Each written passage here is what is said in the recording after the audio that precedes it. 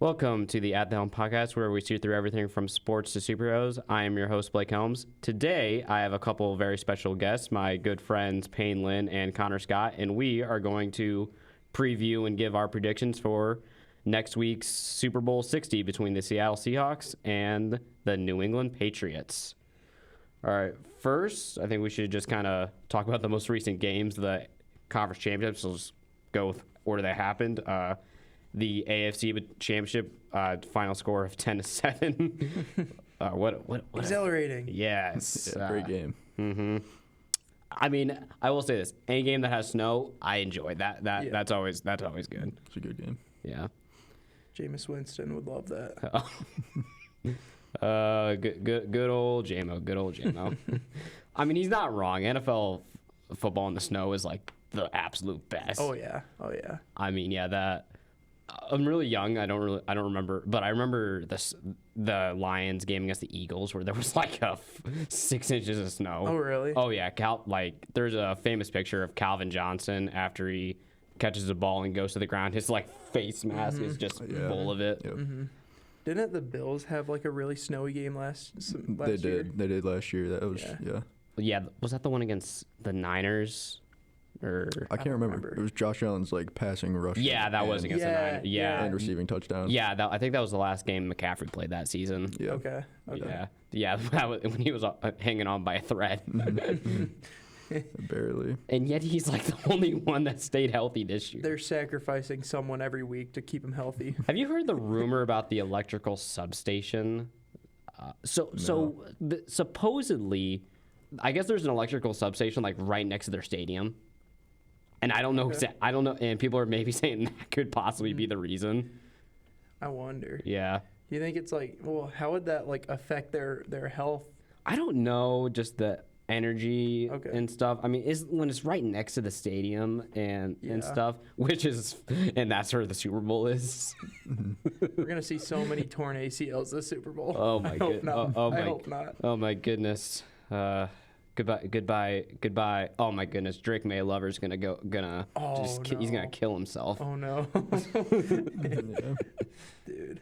Okay, but yeah, like we said, low scoring AFC Championship game, which is the combination of just the fact that those two defenses are insanely good, and those offenses just were not. I mean, I got the stat. Yeah, I mean, that's the thing. I understand you got sacked a bunch, but only 65 total passing yards in the game for the Patriots. Holy cow, I didn't realize it was that. I mean, hard to throw the ball in that weather. Yeah. I mean, the first half, they didn't really, they showcased the run game more, right? Mm-hmm. Yeah, but, I mean, still only 141, I guess, is a solid rushing game. Against Denver, let alone. Yeah. I mean, Stevenson there for a while, he was, 8, 9, 10 yards. 10 yards of rush. I forget what quarter that was. Yeah, I do remember this. Yeah, it might have been in the latter half of the game, but still. Okay, I missed most of that first long drive of the second half for the Patriots because since it was on Paramount, I was able to get it just on my little TV in my room. And then I'm like, well, I'm not gonna be able to watch Fox here, and I don't really want to miss any of that, so I'm gonna after it hits halftime, I'm gonna go in my truck, maybe miss a little bit of the third quarter, and go to that sports bar I like. Yeah. Mm-hmm. But then I also did this thing where I put air in my tires because of the cold and stuff. Oh yeah. Yeah, with a little thing I got for Christmas that lets you just do it without having to go like to a gas station or anything. Yeah, those are so convenient. Yeah, but I guess I'm guessing, he must have ran a bunch, so it took a lot of time off the clock. I want to say it was that first drive, Yeah, opening the half. They got the ball back. It was Ramondre after, just run after run. They switched it with the other running back, too. Travion Henderson and Ramondre Stevenson, they have a couple of bruisers there. They're big backs. Yeah. I mean, Yeah. Yeah, I remember, like, for most of the season, there was a thing where, like, Vrabel hated Henderson or something because he always used Stevenson. Yeah, I was thinking they were going to have Henderson as, like, their number one for a while, but Stevenson's been pretty late in there. Late in the season, he's kind of earned being the number one back, especially, as of late. Obviously, the thing is, Drake May, while he's an MVP candidate and had a great season, especially for only a second-year guy, which that draft class is just looking really good quarterback-wise with him, Jaden Daniels, Caleb Williams is turning into a really good quarterback. Bo Nix. Yeah. J.J. McCarthy. You know what? He looked better. Late season, he did. He did look better. I agree. Yeah, and I mean, and this was basically his rookie year, and he played 7 games. Yeah. Yeah. Was it really only that much? I mean, yeah, he was hurt for a while. That's true. That's true. Yeah, I mean, they had that other backup who wasn't Carson Wentz, who somehow beat the Lions because our offense couldn't hold on to the ball. But yeah, not our year. And yet we still won 9 games. Yeah. You know what? I'm happy. I'm now considering 9 games a down year, a bad season. Yep. This was 9 wins was tied for the 3rd best record we had 2 years ago in my lifetime. Crazy. That's crazy. Yeah. Yeah. And yeah, obviously the Patriots defense, it won them the game. But yeah, for sure. Yeah, I mean, 2 takeaways. One of them being really their first take that their offense shouldn't have really scored in that game because that fumble that Stidham tried to throw, but he did throw it. It just went 3 yards behind him. Yeah. Yeah, that should have been a touchdown on that play, but for one of the refs blew it dead for some reason. Yeah, always. Yeah. Even if you think it's incomplete, just let it happen. Yeah, just I agree. Yeah, and that's what they usually do. That was weird how they just blew the whistle on that one for some reason. Just a rough look for the Broncos. It'd be rough to be a Broncos fan. You've got some faith in the backup quarterback. I feel like most of the time, but the way Stidham went out and played, I mean, he was making some decisions. I don't know if you should be throwing that. That fumble was rough. And I mean, in his defense, he hadn't played in 3 years in an actual game, not preseason. And that was a tough defense to go against. Yeah, in the weather. Yeah, the weather. AFC Championship, you get thrown into it. But. And yeah, I mean, and what's maybe even worse for Broncos fans is that he gave them hope early with that bomb to Mims and then that immediate touchdown to Sutton. Yeah. Yeah, but I guess maybe you can also say Gonzalez got burnt, and any quarterback can make that throw. And that's true. Yeah, that's true. CJ Stroud might even be able to make that throw. And we all thought he was the next Peyton Manning 2 years ago. His rookie year was incredible. After that, yeah, I mean, I can't say he's having a bad career. He's been in the playoffs all 3 years. This was the first time he hadn't won the division. I mean, look at his defense this year. Anyone can make the playoffs with that. I mean, just ask Josh Allen how good that defense is. What they had? How many takeaways in the game against the Broncos? Was it 5? Oh, the Texans, yeah. Oh, I guess I don't really remember that game very well. They had a lot. Both teams had every chance to score, and it was a very defensive game. Yeah. With this game, though, I mean, especially with the score, there's some times where oh, okay, I don't even know if the starting quarterback would have won this game. You have to think that Bo Nix would have won that game. Yeah. I mean, 100%. I agree. And granted, maybe that changes how the Patriots do a little bit with just responding. Because sometimes you do better when you have to respond to something. Instead of late in the game, they were just complacent with just keeping the ball as long as possible, not making a big mistake. Because once that snow, they weren't taking any risk whatsoever because it'd be so easy. Yeah. I will say, and I've dogged a little bit on Drake May in the playoffs already, but that late run, he had a good run late. That's what sealed them that game. I mean, yeah, that was good. And yeah, I don't know for Stephon Diggs, I don't know whether to feel good or not for him because he, on one hand, as a football player, he's gone through it a little bit between his years. This was his 3rd conference championship trip with a 3rd different team. And the 2 other times, one, you kind of really thought he was going to win it because they were fresh off the Minnesota Miracle going against Nick Foles, and they just get murdered. And the other time, tough loss against the Chiefs, which was only the very beginning because that was the first time they played against each other. But yeah, because you get that. But then on the other hand, he's just a terrible person. Yeah. You like, you can't like him. I can't. You just can't like him. It's like him. It's the same with Tyreek Hill. Like you can't like these people. Yeah. Like even though they're amazing football players. I mean, we've all seen the video of the Vikings locker room saying, "Who in this locker room would you least likely let date your daughter, date your sister?" Yeah. Everyone says Diggs. Yeah, he's like, I'm a nice guy, but no, evidently not.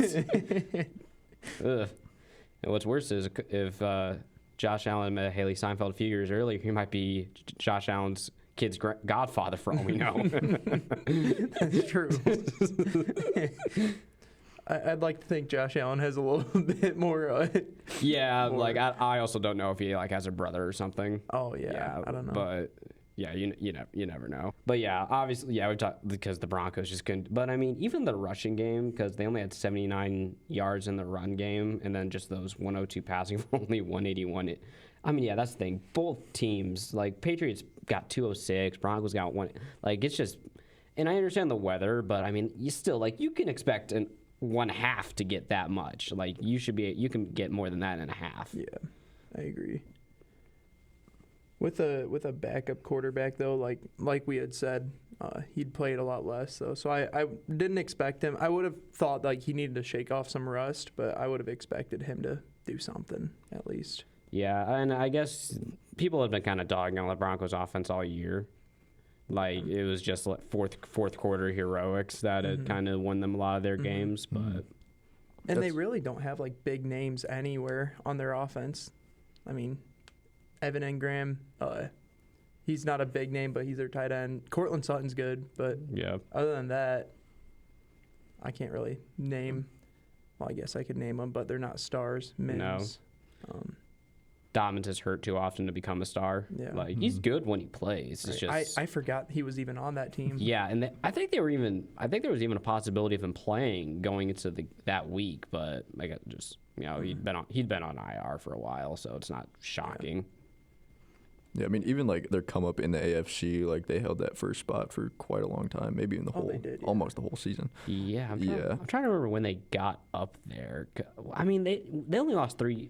They lost 2 early, so they were a little down for like maybe the first couple months before they were alone. Because then I think it wasn't until like when the Bills lost a couple games or 2. Yeah. But I never really had very much faith in him. Like Bo Nix threw quite a few interceptions. Like he was just so hit or miss. Oh no, yeah. When the Colts finally started losing, that's when they became the number one. Yeah, because the Colts were like the best team for the first half of the season, and then Taylor's didn't started doing not as good. Daniel Jones started getting banged up, and then eventually tearing his Achilles. Yeah, which might cost him so much money, which is very unfortunate because he was doing so well. Yeah. They didn't punt for like 4 games or something, or like 3 games, 4 games. I'm pretty sure the Colts didn't punt for like a crazy stat. I don't know if it was that. I know the Niners had a good stat with that, right? The Niners went like a full month without punting. Oh yeah, because I think it was that Bears game on Sunday night. They said like he didn't have to work at all in November or something, and now he's finally getting starting to have to do something. Right. I mean, yeah, especially if he's not the holder for the field goals, he literally didn't have to do anything. Yeah. And even in that game, they scored so much. Like it's crazy that he did have to punt. Yeah, he punted maybe 2 times early. Yeah. Yeah, and then neither defense could stop him. Yeah. Yeah, I love as Lions fans because we've had a few games last few years where we haven't punted. I love when it's the Jack Fox highlights, who's our punter, and it's just him holding field goals. Just pictures of him holding the field goals. I love that. Yep. I love those those just a couple days after a win or whatever. Yeah, that's awesome. But yeah, you can say this. I want to say you can say this game was one-off, but neither team did good on third down, which just kind of shows the offense.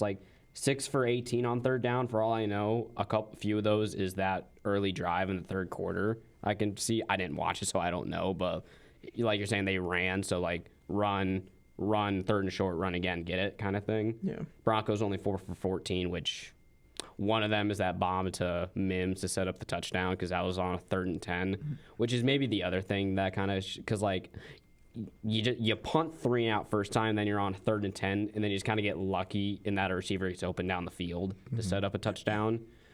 Yeah. But I mean, then again, and I guess we haven't talked about maybe the kind of key thing I've seen like media and other football podcasts kind of talking about in this game. Second quarter, the Broncos are up 7-0 at that point. They have a 4th and 1 in Patriots territory. They can kick the field goal, go up 10-0, which, the Patriots only end up scoring 10 points in the game, but obviously you don't know that at the time. But Sean Payne opts to go for it, and granted, the play call doesn't look good. Yeah. But, yeah, I know where I stand on going for it in that situation, which is maybe just the Dan Campbell effect on me. There are times I say kick the field goal, but if it's 4th and 1, I usually say go for it. Yeah. Like, where are you guys on that? Yeah, I would agree. If it's 4th and 1, you're in the opponent's territory, I'd go for that every time. I'd call my coach out if I didn't. Now, if I was down by 3 at the time and it was still kind of early, I might consider tying it up. But I feel like the next gen stats always say to go for it, so I'd agree with them. Yeah, I mean, it's situationally dependent, right? So I think it comes down to does the coach have faith in his players, and are you up 7-0, or do you need to go for it? Can you afford to kick the field goal? I mean, maybe in a game like this where you realize it's close and you might need those 3 extra points, which turns out they did. Yeah. Like you said, they didn't know that. But I mean, more times than not, I'm going for it 4th and 1. I put out. I would. If I was a coach, have faith in my guys. Yeah, I guess maybe maybe people would talk about it differently if it was Bo Nix in the game instead of Jarrett Stidham, because I guess that is maybe the one caveat, because going up 10-0 with your backup quarterback in the AFC Championship of all games is maybe is a difference in that situation, but. Also, and I understand, Sean Payne's a good play caller overall and stuff. He's good at running an offense, as people know from the last 2 decades. But that play was terrible on that because fake runs and Stidham's under pressure immediately with no one open. Yeah. Play action is so risky on 4th and 1. It's just a scary thing to do. So a lot of the times, if you have a good dual threat, where you can have a quarterback that would run Bo Nix, if he had him in there, that would have probably been a bit more effective, but they weren't expecting Stidham to run. I don't even think the way it ended up happening, if you just everything else is the same and you just swap Nix for Lamar, Josh Allen, Stidham for Lamar, Josh Allen, I don't even think they make that play because because no one's open and that guy is there immediately. It's unless they're able to somehow juke him out or just barely outrun him, even then I think the Wolves are coming, they're not going to get that yard because by then they're 7 yards behind the line and stuff. Let alone, I don't know if I'm calling a play action on 4th and 1. Because chances are good, it's a close game, they're bringing pressure on the defensive front. So I don't know, what do you throw a quick pass in that situation, a calculated I formation run up the middle? I don't know. Not a play caller, but yeah. I guess I'm trying to remember. I mean, obviously they only had 79 rushing yards, and I do remember them getting kind of stuffed a little early in that game. But I guess I can't remember exactly how they're running, because I mean they must have been doing all right because that was their only sustained drive of the game. Because like I said, the touchdown was a bomb when they got the ball around midfield to start, this one. As far as I know, they got it in, traditional, around their own 30, and they had moved it all the way to, New England's 25 or something. Yeah, that was, the one time they'd done something well, sustained. But, yeah, and I kind of started thinking about this watching that game. I'm like, wouldn't it be wonderful if the Super Bowl was in the second half of that weather? I would personally love a Super Bowl in the snow. Yeah. Or just where the weather is an actual factor and stuff, because that's one of the beauties of football. But they always do it in if it's in the north in the cold weather kind of situations, it's in a dome stadium. Yeah. And usually that's only when it's a brand new one, when the Vikings got their new one or when the Lions made Ford Field in 2005, we got the Super Bowl. But how do they determine where the Super Bowl is? I don't know. I don't know if there's like maybe a committee that just goes through and thinks about it, but Yeah. I mean, they usually just kind of end up going back to the same places, like New Orleans, Miami, Arizona. Whoever pulls the most revenue. Yeah, That's true. Yeah. They're always just thinking about like what, like they don't do in the cold, even when it's a dome, because fans aren't going to be outside and doing stuff. Yeah, people don't want to go as much. Right. That's true. And yeah, I get that. It's probably a smart business decision and stuff. And Grant, maybe you also have to think about the halftime show a little bit. For sure. But I don't care. I don't care. Put Taylor Swift in like a 4-foot coat. I don't care. Like, I mean, it'd be funny. Yeah. It'd be cool. And Taylor Swift might never do it because she doesn't need to do it ever. Because they pay for that stuff with their own money. The artists do. Really? I remember my dad telling me that. Yeah, like they usually spend their own money a lot on like production of the halftime show. They just do it for publicity. For the most part.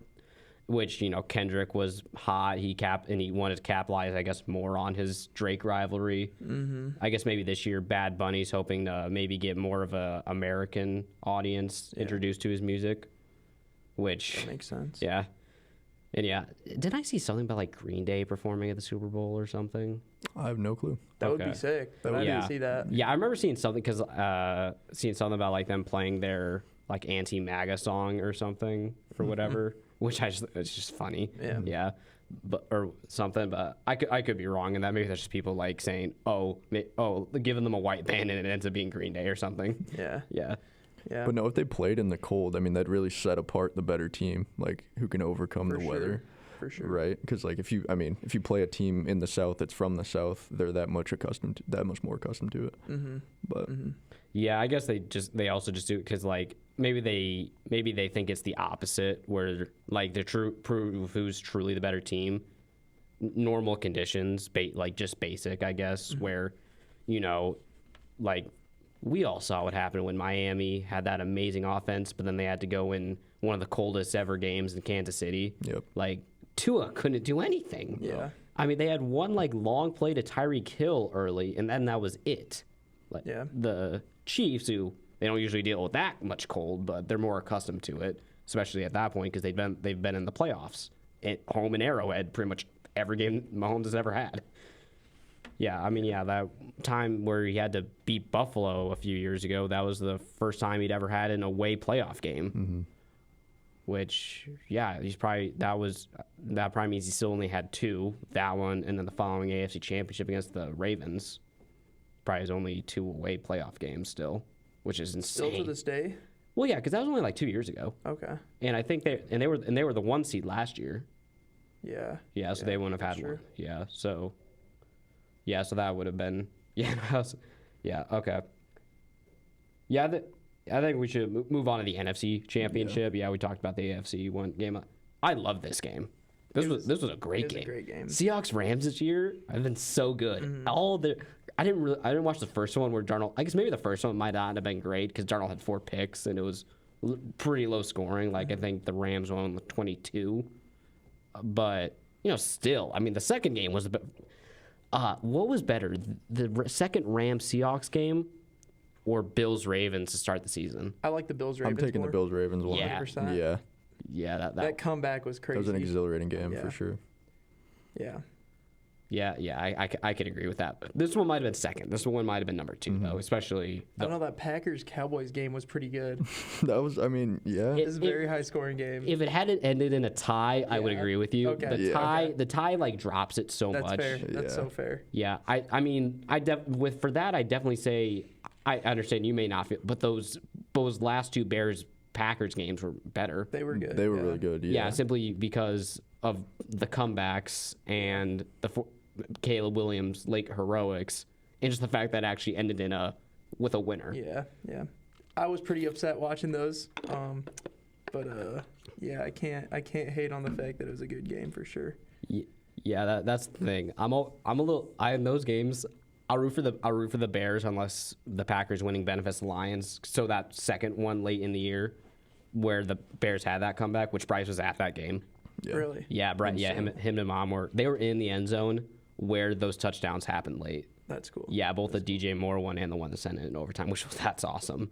Me and my dad swear we saw Bryce. Okay. Because early on, it was one of those early when both I think it was when the Packers turned the ball over on downs or something early in the game, or maybe it was an early field goal, whatever.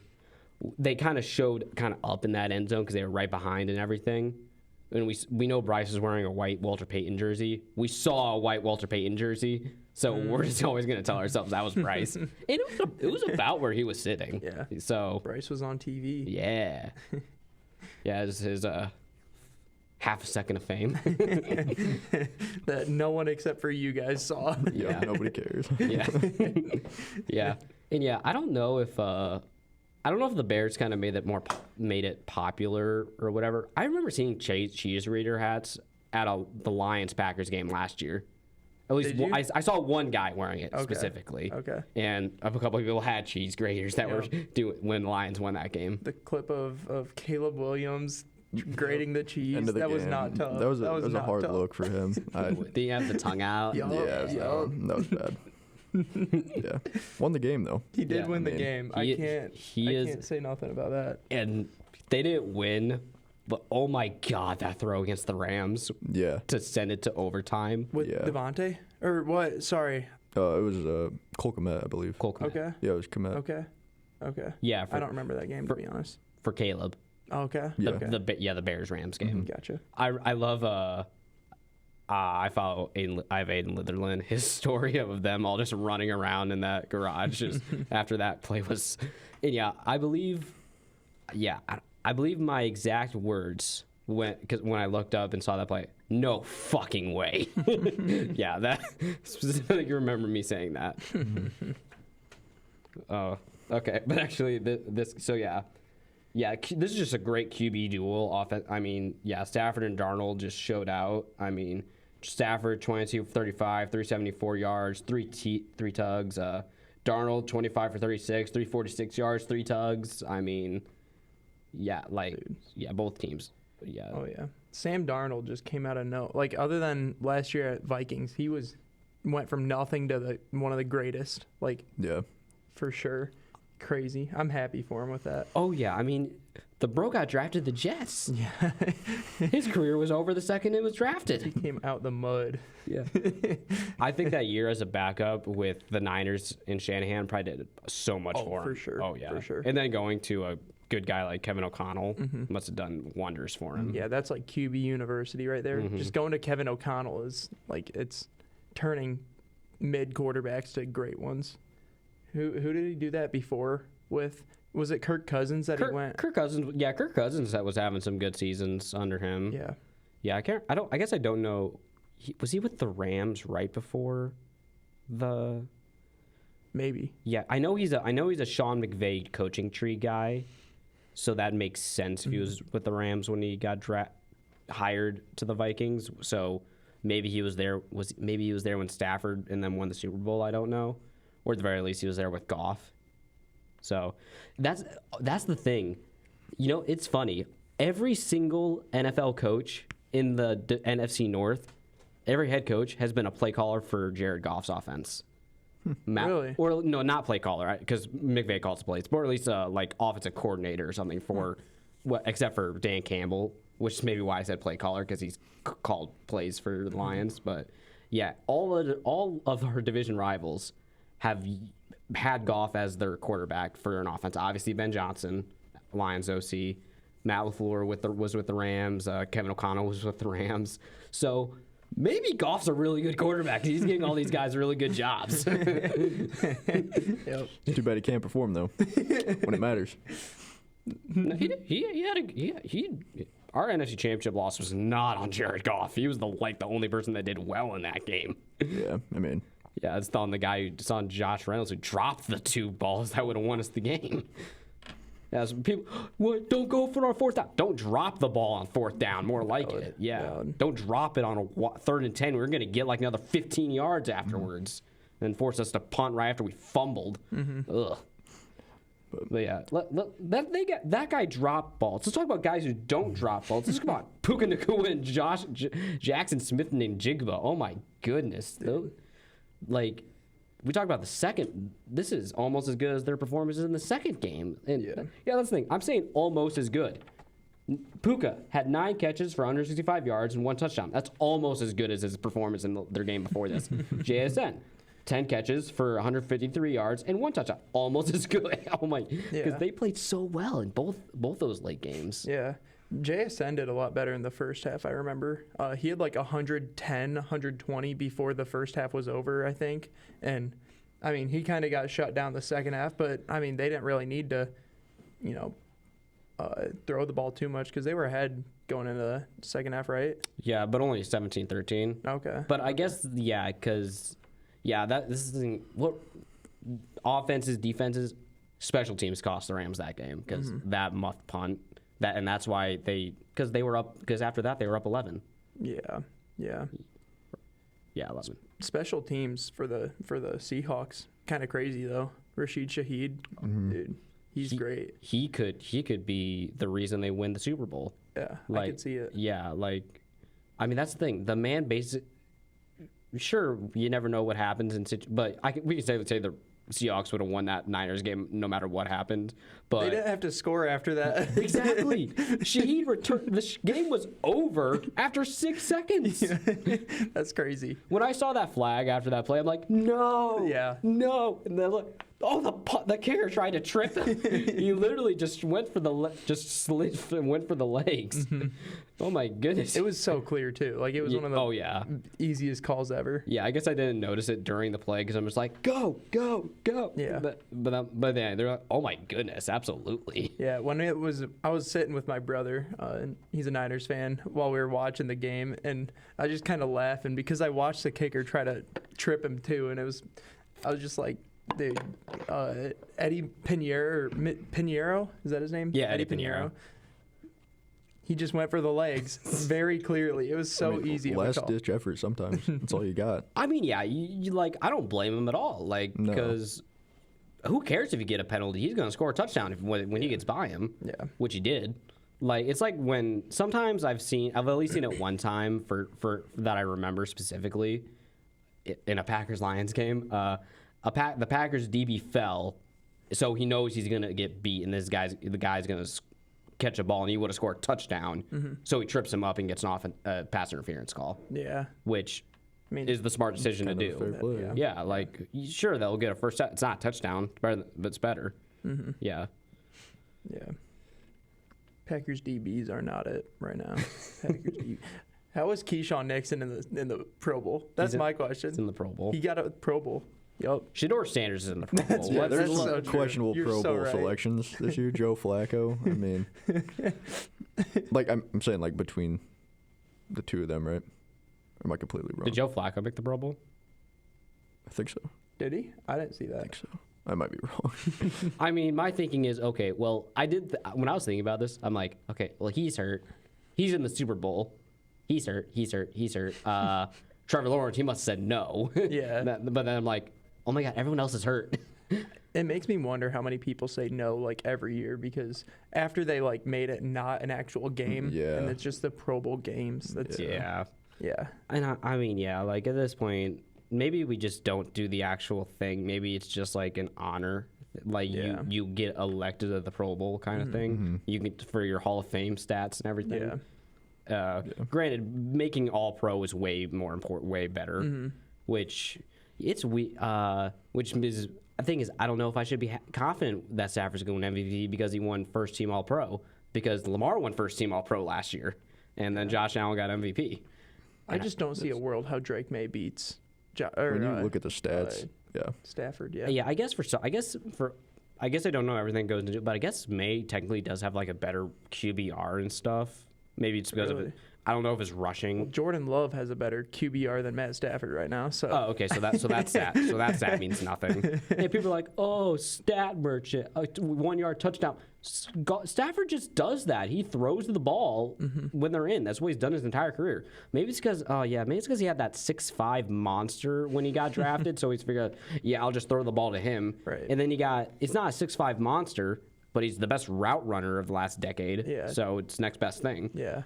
And I mean, and this is the first time since he left Green Bay where he's had a really good quarterback. Well, I guess he was with Rodgers a little bit last year, but yeah, but it's Jets Rodgers. Yeah, Jets Rodgers he wasn't it for sure. Yeah, I guess. I mean, but yeah, obviously Stafford's way better than Rodgers has been the last few years. But. Yeah. And yeah, it's great. And also, you know what? The man has been here 17 years. Give it to him. Give him the thing that's going to solidify his Hall of Fame status. Yeah. Which, especially he wins MVP and they win the Super Bowl, he's a Hall of Famer. Definitely. For sure. How the fuck did Bill Belichick not make the Hall of Fame? That's crazy. That is crazy. He is the greatest coach we'll probably ever see.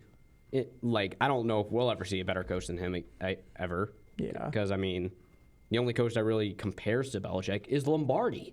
Right. Mm-hmm. Yeah. Oh, yeah, let's see. Oh, yeah, the only guy even in a conversation for being better than this guy is the one the Super Bowl trophy's named after. Maybe he should be a first ballot Hall of Famer. You'd think. Yeah.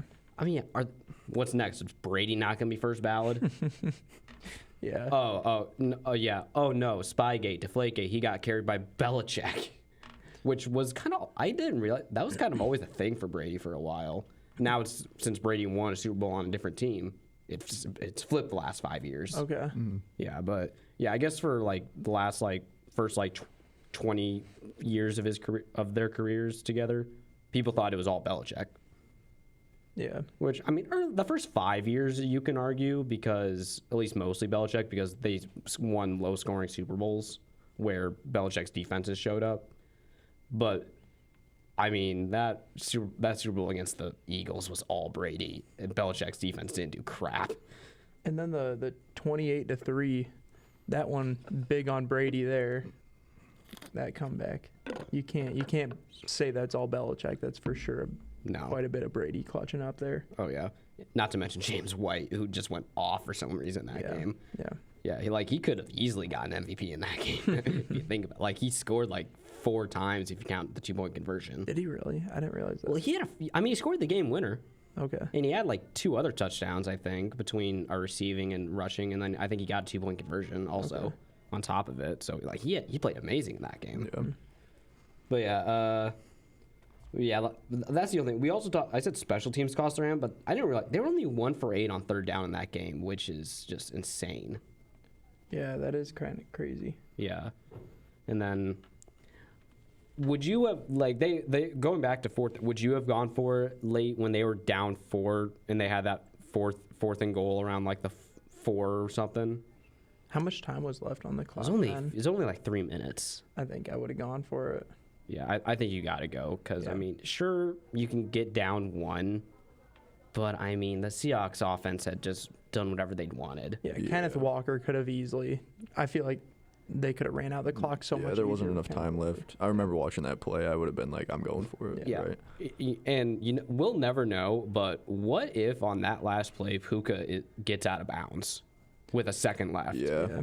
Chances are the ball just goes to the ground or whatever, but I mean, it's 50, 40-yard play. Stafford can easily get it there, and Puka or Devontae can always just go up and get it. Mm-hmm. Not to mention Parkinson had a I can't remember if he had a third down if he dropped one on that last drive where they had the 4th down.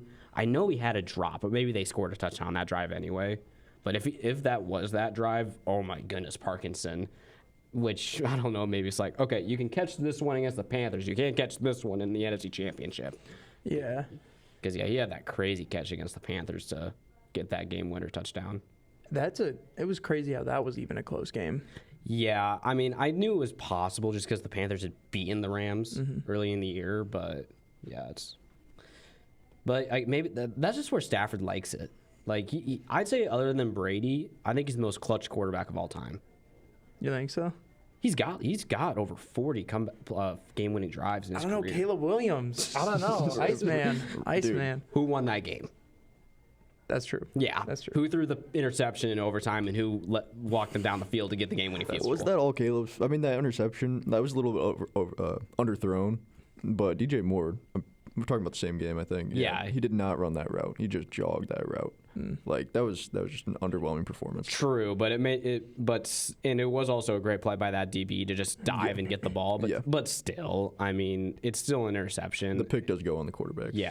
So. I think there's some I don't think we should count interceptions that are like end of half Hail Marys. Like that when Goff had those 5 picks against the Texans, one of them was one of those end of half Hail Marys. I'm like, okay, so we had 4. It's not much better, but I'm not counting that one. Yeah, I'm not counting that one.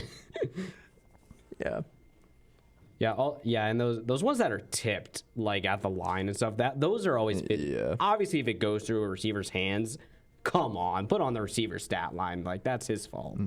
Like there have been a bunch of those. Also, if the Seahawks had lost that game, Tariq Woolen may have been murdered. He would have gotten all the death threats in the world because and you know what? I'm not big on taunting calls, but that's like one of the few where it's like, why are you doing this? That's stupid. And yes, that's a penalty probably 15 years ago. Because I'm like, you're getting in coaches' faces, and not to mention Stafford's. Yeah, I don't know. People, I mean, there needs to be a certain level of rivalry in the game, but also there should be some sportsmanship. And when you're just taunting all the time, sometimes it gets called. Yeah, and very next play, McVay and Stafford smartly go right after him to Puka, and Puka Nacua catches a touchdown over him. Like that, if the Rams win that game, because if he doesn't do that, they're punting. Like that's the stupidest. Yeah. That's the thing. If it's a close game, he may cost the Patriots by doing. Sorry, he may cost the Seahawks against the Patriots by doing that exact same thing. For all we know. He's a free agent now, isn't he? Yeah. After the season, and I think I saw something earlier that. Is it Clint Kubiak who's the Seattle OC? I can't tell you. I don't know. I think he's going to be the next Raiders coach. Like, it looks like he's going to be the head coach. It's going to be like when Kellen Moore was with the Eagles at the end of last season, the Super Bowl. Like, he got hired as the Saints coach, like, right afterwards. Oh, yeah. But, like, it was already a done deal. You said Saints or Raiders? Raiders this year, yeah. They like taking Seahawks coaches, don't they? Pete Carroll. Evidently. Yeah, you're right about that. Which... I don't know whether for first overall picks, the Raiders, it's not good. Yeah. But there's a lot worse. It could be the Jets. The Jets are number 2. It could have been the Jets. Yeah. And he's got Brock Bowers. He's got weapons. Jacoby Myers too. No. He's on Jacksonville. Right. Yeah. And they extended him too. Okay. Yeah. Rightfully so. He performed pretty well for them. Yeah. And you know, it's always funny to me that like when Myers was on the Patriots his last year there, he cost them a game against the Raiders. It's laterals. I think they're tied or something, but he just throws the ball to Mac Jones' direction for whatever reason. Then a Raiders defensive guy catches it and just mulls him over to score the game-winning touchdown. He threw it to Mac Jones? He tried to, yeah. Yeah. Okay. He tried to. Got intercepted, and then Mac Jones got ran over. and then that offseason gets signed by the Raiders. I'm like, collusion. that can't be a coincidence. And yeah, he did pretty well. I think there were times he was doing better than Devontae when they were on the same time there. Really? At least games. There were games where he did better. Yeah, that makes sense. Yeah. Ashton Genty, if you give him a line, I think he could be a lot better this year. Like, what was the stat? 101% of his yards were after contact is what I saw. And it's just because he always got hit behind the line. Mm-hmm. And, yeah, it's crazy. Like, everyone talks about how important the quarterback is, and they are the most important. I think the line is pretty much quarterback, offensive line. Because, a great quarterback with a bad line is not very good. Mm-hmm. We've seen it happen to Mahomes in 2 of his Super Bowls. The 3 Super Bowls where he had a good offensive line, they won. 2 Super Bowls where he had a bad offensive line, they got blown out. Mm-hmm. Mm-hmm. People always talk like if Tom Brady gets drafted to the Bears, he's a nobody. or especially Mahomes, because that actually could have happened. Right. I mean, look at Justin Herbert's performances after his line died. Like, he was good, and then just fell apart once the two young guys got taken out for most of the season. I can't remember. I want to say Joe Alt was left, and I think Staley was right. Staley got hurt before the season started. I didn't realize that. Yeah, he tore his ACL in camp. Okay. So yeah, and then Joe Alt, he made the Pro Bowl, not even playing half the season. Which, I mean, he's an incredible. He's great, but I don't think on that case, why wasn't Hutch a Pro Bowler last year? Which I think the easiest. Even the easiest award for them this year is Defensive Player of the Year. Garrett by 5 miles over 100%. the next. Yeah, I mean, he set the all-time record. You can't beat that. Yeah. Yeah. And who would have thought that of all people to send the Seahawks and not the Rams to the Super Bowl, it'd be Cooper Kupp. Yeah, that's true. Yeah, he's old, but he's still a game changer. Yeah, he's still one of the better possession receivers. He's not going to do what he did after the catch with that Super Bowl Rams run, which I think it was the greatest season a wide receiver's ever had overall, because Triple Crown, those yards was the second most of all time, only behind Calvin Johnson by 20 or something, which also Stafford has the top 2 guys for yards. Maybe he's a good quarterback. But yeah, he won Offensive Player of the Year. Really, he probably should have won MVP. He won the Super Bowl, had the game-winning catch in said Super Bowl, and was MVP of that Super Bowl. Which, a non-quarterback Super Bowl MVP only happens every few years. Especially, and shockingly, it happened in the only one last decade that didn't involve Brady or Mahomes. Yeah, it's crazy the stat of how many years in a row we had either Brady, Mahomes, and then there was one more, and it was 20-year stretch or something that we had one of them. I can't remember who the other person was. I think I saw in the 21st century, it was other than maybe 2 or 3 times. Okay. It was either Brady, Manning, Ben, or Mahomes. Right. Yeah, because Ben went twice, so they kind of gave him that. Manning went 4 times, because all in the AFC. Brady went 11. Wait, no, 10. One was in the NFC. Mahomes has gone 5, and then it was Joe Flacco, Joe Burrow, whoever the Raiders quarterback was in 2002.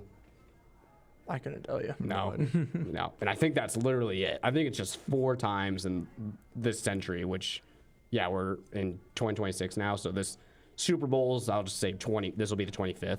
I think because they always count the year it starts. But hey, we got Drake May now. Yeah, so, Drake May, yeah. Oh man, Drake May. I'm not Drake May. Yeah, Drake. Yeah, how do you guys? I always say, is it Drake May or Drake May? I do Drake May. Okay. Yeah, because the quotation, I think it's Drake May. I mean, okay, that's kind of stupid. But. When I first, I always said Drake May, just because I guess it rolled off my tongue a little bit better, and I just made it easier for me to say it.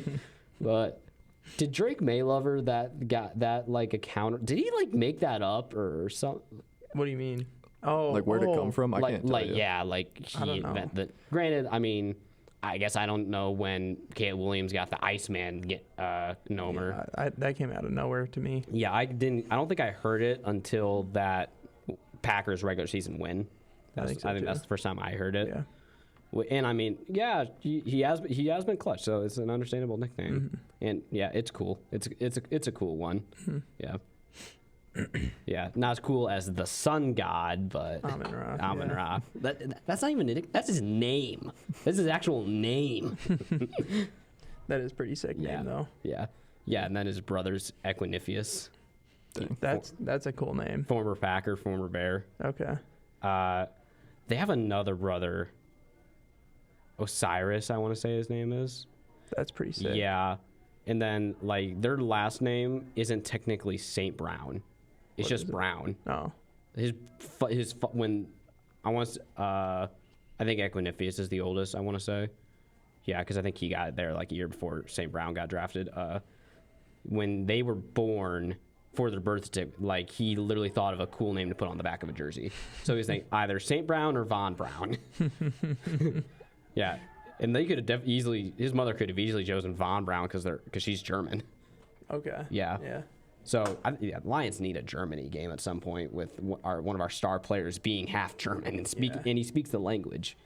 Does he really? Yeah, he speaks German. He's fluent. Wow. Yeah, I think all three of them are. That makes sense. Yeah, yeah, and then they've been working out since then. They've been like lifting weights and working out since they were like 6. Good stuff. Yeah, start them young. Mm-hmm.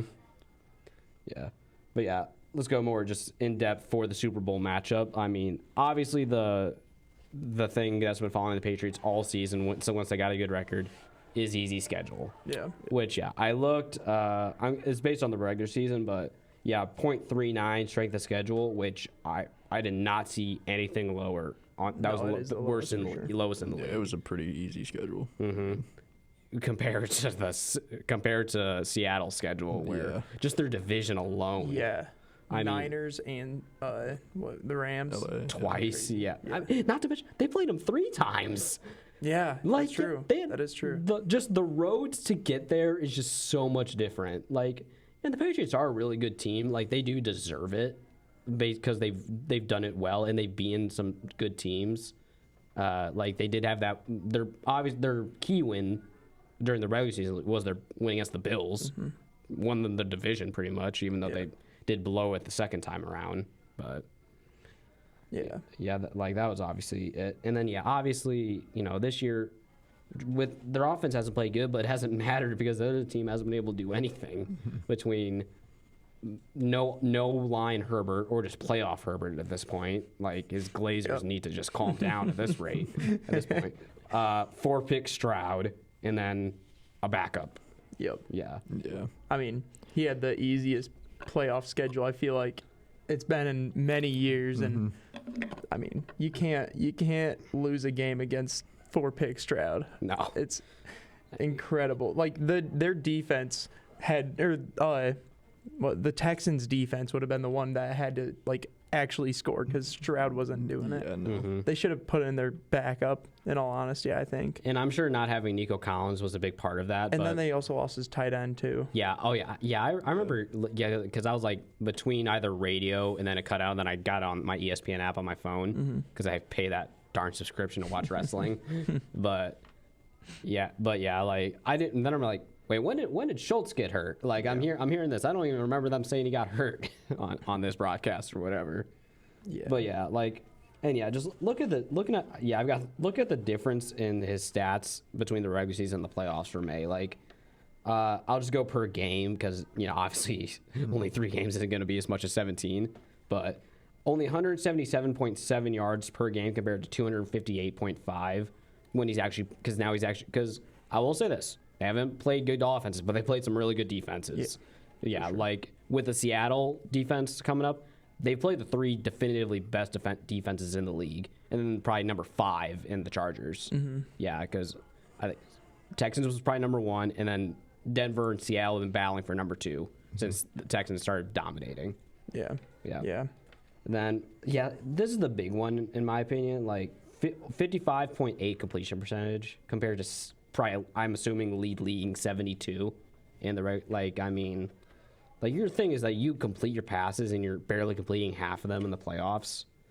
And not a great touchdown interception ratio, 4-2 compared to 31-8, which obviously it's a low amount, but I mean, that's the level of defense he's playing right in the Super Bowl. You got to perform when it comes down to actually being in the the battle for sure. Yeah.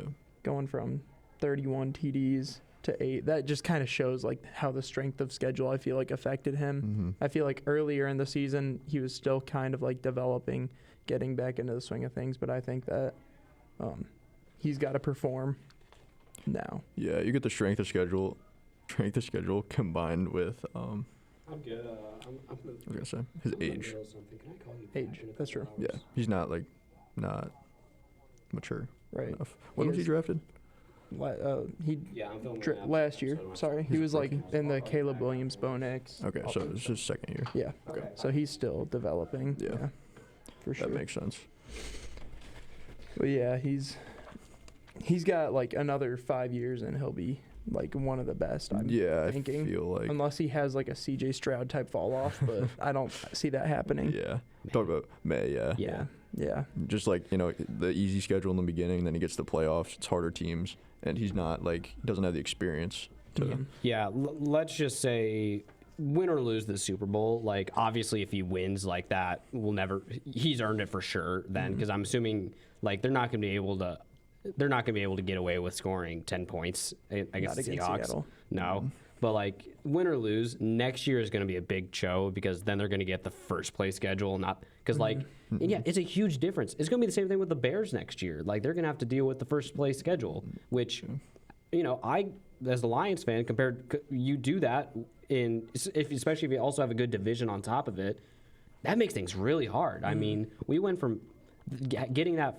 Granted, we had the first place schedule when we won 15 games, but also you play that one division. We had the AFC South that year, which was a good division to play. But yeah, obviously we took it from 15 wins to a harder schedule, and we only won 9 games.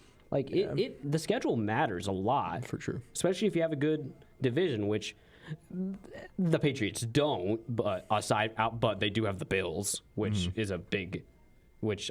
We'll see what they do with Joe Brady as the head coach instead of Sean McVay.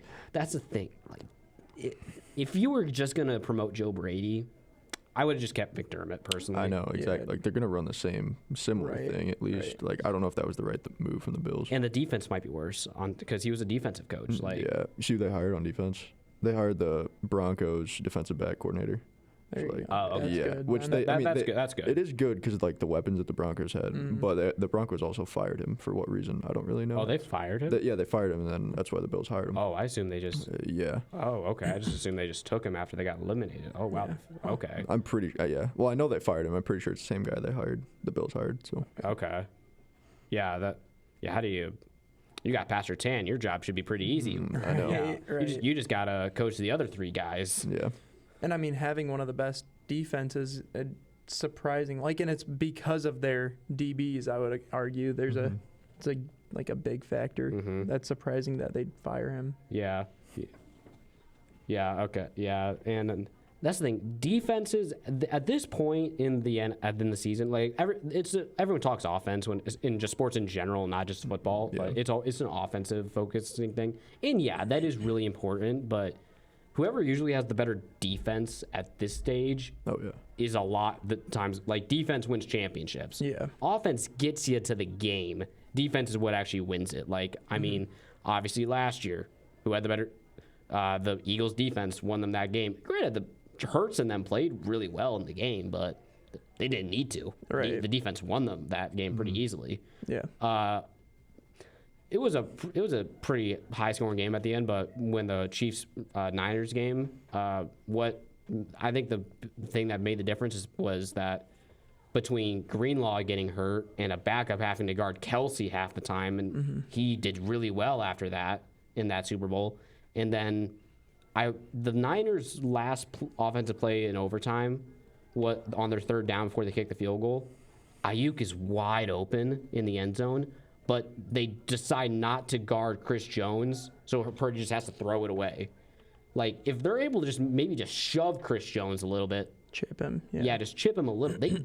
Of all people not to guard, not to block, it's Chris Jones. Right. Like, the best D lineman on the Chiefs, probably top 5 in the league. Yeah, oh, yeah, he was probably the best interior lineman in the league that year. Right. Yeah, they decide not to touch him, and it cost them that Super Bowl. Whatever O-lineman was on him was just terrified of Chris Jones, I'd be probably. scared. Yeah, because I don't remember if he lined up interior or edge. I'm guessing edge because no one touches him, but it's obviously on the right side because Trent Williams won't let that happen. Right. Yeah, but I mean, like, and that's the thing. Not only has May had trouble getting sacked in the playoffs, like, I don't know every defense he did. I don't know every defense he played in the regular season, but I know when he played the Browns, that Garrett got 5 sacks. Yeah. That's the reason. May and the Patriots line is the reason he broke the record, pretty much. Because he won, because he had that game. Yeah. Where maybe against most opponents he gets at most 2. He gets 5 in that one. Like, yeah. So when they've played good defenses, and even outside of Garrett, the Browns have a good defense. Like they do not perform well in terms of protecting their quarterback. No, they don't. And I mean that's gonna get May killed. This is gonna get May killed if they can't do it. If they can't figure that out down the line eventually. And Seattle's gonna be on the spot for the Super Bowl. Because they have one of the better defensive good defense. Fronts. Yeah, good defensive coordinator. Like. Oh yeah, their coach Mike. It's Mike. It's Mike McDonald. Let's say why this is Mac Donald. But anyway, Mike McDonald. The reason he got that job is because the Ravens had the best defense when he was their defensive coordinator. Like he is that's the thing. When for that NFC Championship, I was thinking this is probably a game between the best offensive mind in football and the best defensive mind in football today. With Belichick out the door. Right. Yeah. Right. And the only people that can maybe argue against McVay are maybe like Shanahan and Reed. Because Reed's easily the best coach going anymore. Yeah. Overall, but. Yeah. I don't know. After this year, he looked like kind of rough. Even with Patty Mahomes, they were kind of not doing great. Yeah, I don't know if. But I'm going to go for the last 25 years of great coaching over this one where it wasn't great when his players were dropping the ball constantly. Yeah, that's true. Even Kelsey, like. Kelsey needs to retire. Yeah, he probably should retire. He needs to retire. Like, yeah. You've done everything, Kelsey. Just go off and live vicariously through your future wife. Like, right. And you don't have to do anything. Just do your podcast and you are set for life. If you don't screw up being married to Taylor Swift. Even if he does, he has so much money still. Yeah. Even if he'll be fine. And she's a freaking billionaire. On top, like. You drive her truck. She gives you $100,000, or maybe it's $1 million. I can't remember because billionaires, it's just nothing to them. Right. And they earn it because they do so much for her tour, for especially that last one. Yeah. Flip over. Oh yeah, and I mean it's just crazy. We can talk about schedule and everything, but all those terrible teams have easy schedules. Not all but they went from 4-13. To 14-3 this year. Vrabel's easily coach of the year in my opinion, and there's a couple really good candidates this year, but I think Vrabel wins it easily. I'd say between him and who's the Bears guy? Johnson. Yeah. Yeah, Ben Johnson. Yeah, Ben Johnson could be up there too. Yeah, I think Johnson and Liam Cohen with Jacksonville are like the other like top contenders for it, but Vrabel had the biggest change.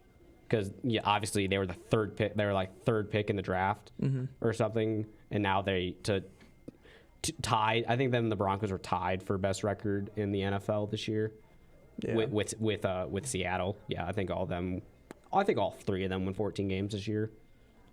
Yeah. Yeah. Like we can't talk enough good things about their defense in this playoffs. Like that's the reason they're in the Super Bowl. Because I mean. Yeah, sure, they've played some poor offenses, but, I mean, you have to make them look bad. That's true. I mean, and the Patriots, I think the best thing about them is that the Patriots in the regular season didn't have a prolific pass rush.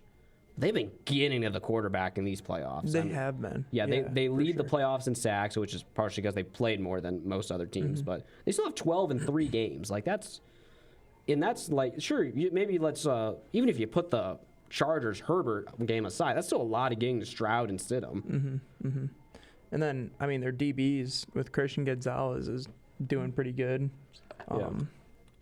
I can't tell you who their linebackers are, but their entire defense I feel like is pretty solid all around. Yeah, like you can I guess I don't know everything, but I think you can safely say like the top 5 defenses this year were probably Texans, Broncos, Seattle, Patriots, Chargers, or at least maybe throw the Browns in there somewhere, but like like those are probably the at least upper echelon of the defenses. Like I would maybe the Patriots wouldn't be S tier like those top 3, but they're probably A tier defense this season. Yeah. I mean, based on takeaways, I'd put the Bears up there somewhere too. Maybe not top 5, maybe 6 or 8. Maybe top 10. Yeah. I would Yeah. maybe. Okay. I don't even know about that. Look at their Just Niners their game. takeaway stat. Yeah, I guess. They were dependent on the takeaways. Yeah, When they yeah. didn't get takeaways, they didn't do great. Right. Yeah. But they did get so many that Yeah. Yeah. I don't know. I still wouldn't even. I don't know if I'd put Not even them top 10. Top 10. Top half maybe. Yeah, But like, a lot of people were dependent on just outscoring, like just scoring that's true. as many points as physically possible against the Bears. They wouldn't have to come back so much. They Right. didn't score on Right. Exactly. we did drop 50 on them week 2. Exactly. Yeah. Exactly. I mean, It's week 2, but it's still 50 points. You can't Yeah. do that. yeah.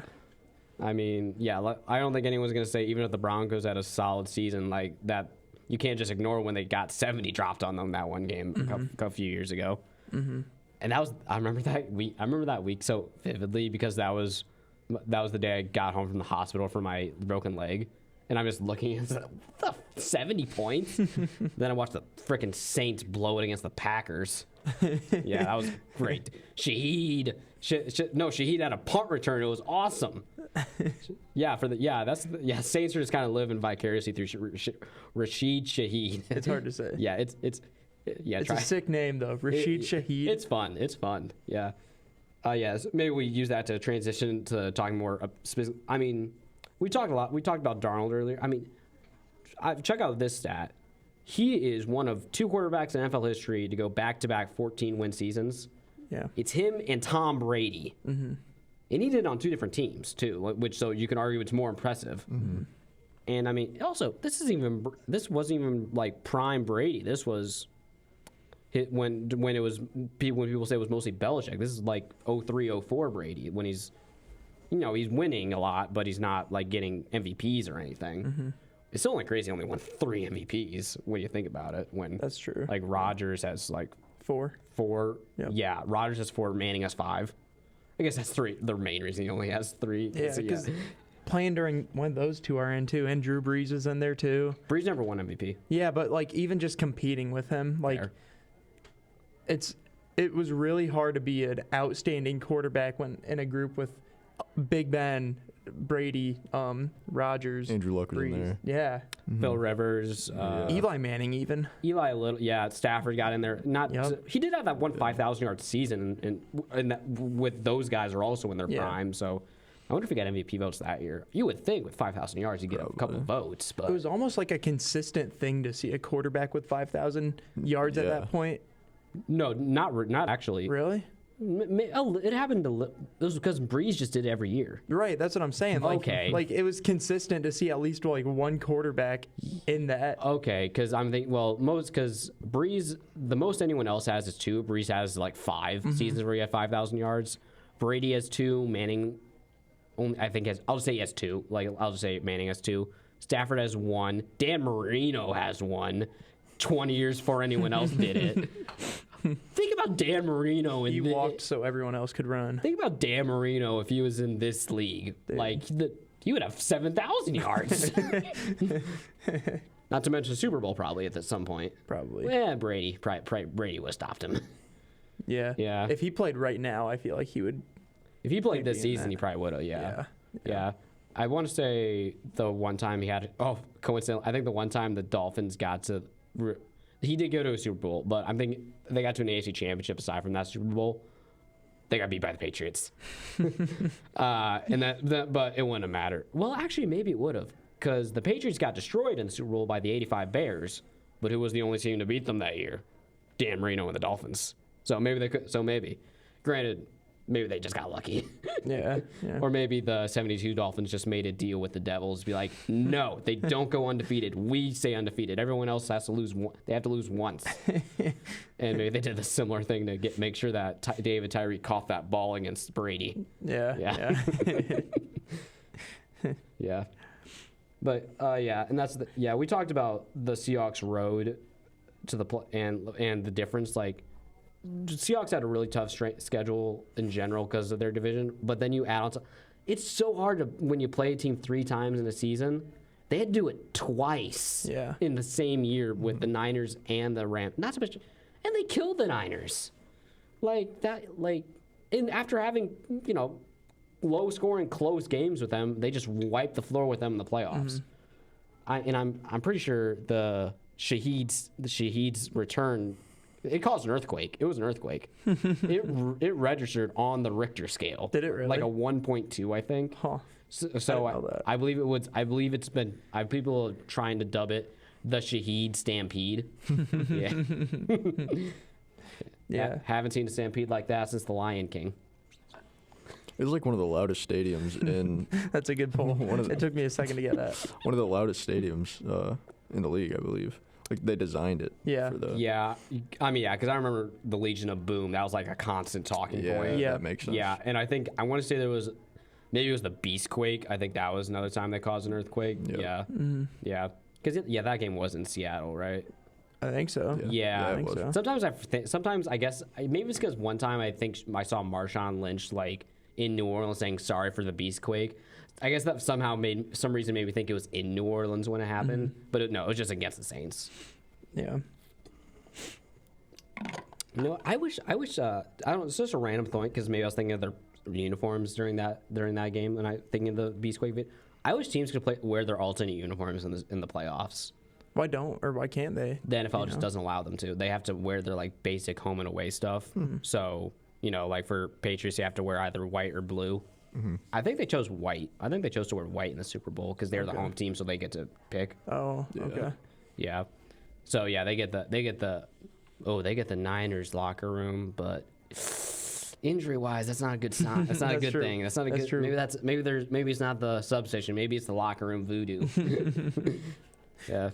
Maybe it's the curse of Candlestick. The old stadium is pissed they moved. Did you see that the Seahawks left cigars in the Niners locker room, like because they're like saying we'll be back. They're making a week 18. Yeah. Oh, okay. Yeah. That's kind of like that's cocky, but like it was pretty. Yeah, it's pretty cool. Now I can only think of last year after the same situation, week 18 for the 1 seed.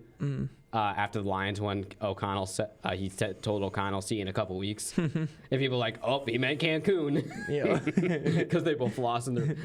Oh my goodness, that was the best division ever not to win a playoff game. You're so right. Like, I mean, even the Bears had a solid record. I think. Yeah. Like, for a fourth. Were they winning record last year? No, I think they were like 7 or 8 wins. I want to say. But this year, all 4 of us had winning records. Yep. I mean, yeah, if it wasn't for the tie, I don't know who would have made the playoffs. Right. For that last spot. Yeah. I knew that tie would save you. I knew it would save. I knew that ball hitting the ground at 1 second would save your season. Yeah. If Love just lofts that a little bit, it would have been. You lose that game. That's just that mindset that Jordan Love has. That elite quarterback level right there. That number 2 in the league passer rating level. Toyota-thon banker. That Toyota-thon merchant. Pookie. Yeah, I guess that's his nickname. That's his nickname. Oh, that should be Puka Nakua's nickname.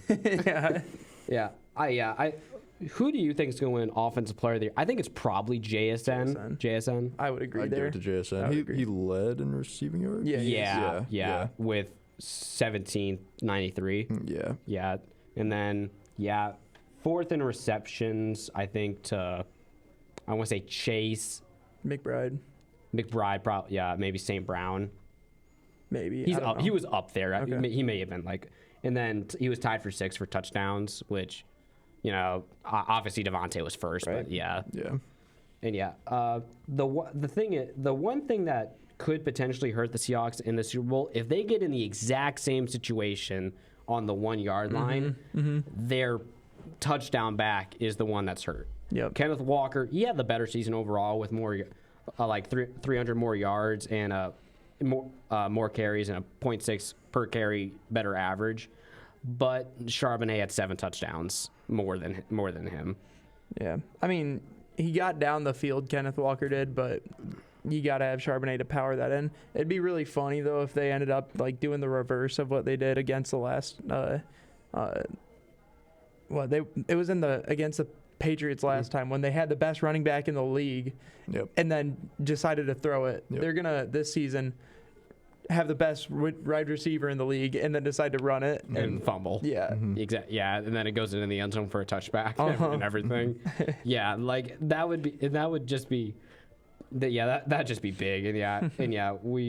But Walker has had good playoffs. He had the hat trick against the Niners. Obviously, he scored another one against the Rams. He's had a good playoffs, and this is funny. I told you this the other day in Diffie Q, how the Patriots are always referred to like Belichick was Palpatine and they're the evil empire and stuff because they're the greatest dynasty ever. And I'm not ready to call it, or they're not back to the dynasty phase yet. No, this was one good season so far. Yep. In a couple of years, I could be looking back not liking this statement, but the Seahawks, I don't know if it's their entire team, but at least their defense is referred to as the dark side nickname, is their nickname. So, yeah, like they're fighting over the Star Wars thing. Yeah. I also think I saw a funny thing where, like, at least maybe the last 2 times or maybe even 3 times that there's been a new pope, the Seahawks have gone to the Super Bowl. I saw that stat. Yeah. So the Bears have been betrayed. Yeah, because that's the only reason they're good, because the Pope's from Chicago. Right. Yeah. Yep. Yeah, he could only help the White Sox so much as not giving them the best record in baseball. Sorry, not the worst record in baseball. Right. Yeah. I remember the Cubs assumed he was a Cubs fan, so they said he's a Cubs fan for them. Like, his brother's like, no, he's a White Sox fan. What are you talking about? Their defense is done. Yeah, they were 6th in yards per game in the regular season with 285.6, and first in points per game with 17.2, and they've improved on that in the playoffs, at least points wise, with only 16.5. It's mostly the Niners game on that front, but their yards per game, the Rams just have so good. Like, I can't take that into too much because it's 357.5, but I mean, it's the Rams. Like, they had the best offense in the league this year with, I mean, it's Puka Nacua and Devontae Adams. What do you want them to do? Like, they're gonna go down the field. Yeah, for sure. That third quarter was probably the best quarter aside from their fourth quarter overtime. That was a really good quarter. I'll just say it third, because aside from the Seattle early punt that was muffed, every drive was a touchdown. Yeah, just touchdown. A good shootout game. Yeah, for sure. Yeah, it was a good game. Their second game was definitely still better. Just overtime does a lot for a game when it's close and stuff. And it was higher scoring. Yeah. But I mean, they've done really well. They have 47 sacks in the regular season, which is pretty good. It's definitely not bad or anything. And only 3 in the playoffs. I think they got to Purdy twice, and they only got to Stafford the one time. But that's the other thing, because the Rams line's done really good this year. Was really good this year. It's a lot big reason Stafford is going to win MVP, because he had time to throw it. Maybe that's a hot take. That the MVP favorite's going to win MVP. The guy that had 46 touchdowns is going to win MVP. A week from now, or 2 weeks from now, when they come out with the. How long after the season do they? It's going to be before the Super Bowl, so it's only going to be like a week, 4 days or so when they actually announce that stuff. You're gonna be eating your words when Drake May. I would gladly, I will. You know what? I will call them all frauds for voting Drake May. Stafford had so much better of a season. Yeah, no, I agree. If Drake May wins, they write the script. Bring back the pocket passer. Who cares about these mobile guys? For real. Yeah, for real. You know what? I'd rather have my quarterback be able to stand still and throw it. He's not gonna. Who cares about these Josh Allens and Lamars and stuff? Right. I think Mahomes is kind of like the perfect hybrid of it. Like, he can run, but he's more of just like, I want to throw it kind of guy. Yeah. Yeah. And he is kind of the guy that started the movement. Him and Russ kind of started the movement, because Russ had been being a scrambler before Mahomes. Yeah. I mean, I would say a few other good ones are Brock Purdy. Brock Purdy's really pretty I feel diverse. Underrated for how mobile he is. It's pretty biased of you to say, but yeah, I know. No, I agree. Yeah. Jared Goff is definitely isn't. He might be the only guy that's more mobile than Stafford anymore. Yeah. But hey, there's a reason. That's why he's top 5 in yards every year, because he throws it. He doesn't need to run. Yeah. Also, who needs to run when you have Jahmyr Gibbs? Right, true. And we might trade David I was Montgomery. gonna say David Montgomery sounds like he doesn't want to be a Lion anymore. It doesn't matter. He'll do what he needs to on the field. Yeah. We gave him money.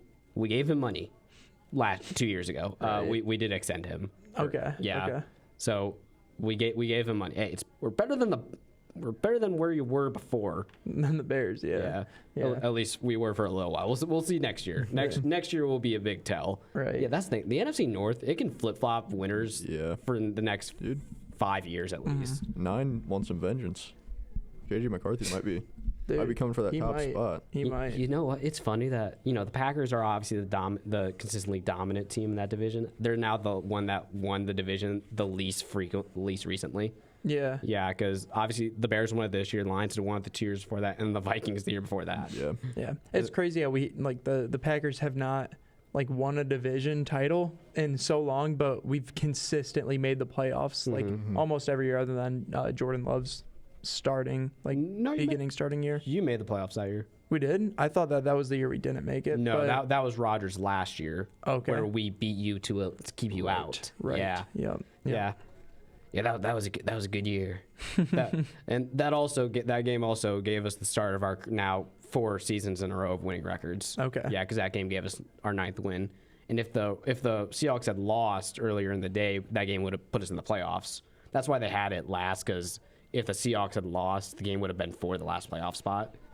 And it was going to be for the playoff spot anyway, because even if the Seahawks, it was dependent on the Packers winning or losing. Because if they had won, they would have got in. But yeah, Rodgers' last throw, both as a Packer, because I'm assuming he's retiring. I don't know. They just got Mike McCarthy. I could see him staying. He got Mike McCarthy fired. That's true. That is true. That is true. Yeah. I mean, I think when Mike Tomlin left, that was like, okay, yeah, he's definitely retiring now. He's not coming back next year. Yeah. But yeah, his last throw as a Packer was an interception to Kirby Joseph. His probably last throw of his career was a pick 6 in the playoffs. It's unfortunate. Yeah.